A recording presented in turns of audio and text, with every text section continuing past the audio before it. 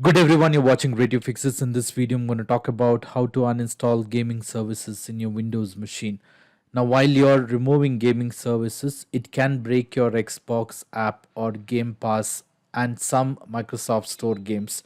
To uninstall the gaming services, you will have to open the PowerShell on your computer. So you can go to the search window and go and type Windows PowerShell. You will see the best match. So you will have to do a right click and then click on Run as Administrator.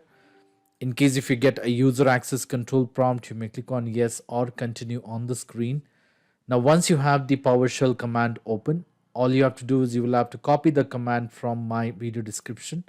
So you can do a right click and that should copy the command and hit enter. This will go ahead and uninstall the gaming services from your computer. And at the same time, I would also suggest you to run other two commands once this is completed. The second command is also to uninstall gaming services from your computer.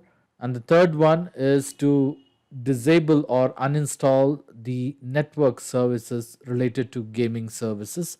So you can do a right click and hit enter. That will go ahead and uninstall the gaming services from the computer. Once these command has been executed successfully, you can close the Windows PowerShell, restart your computer to ensure all the changes take effect.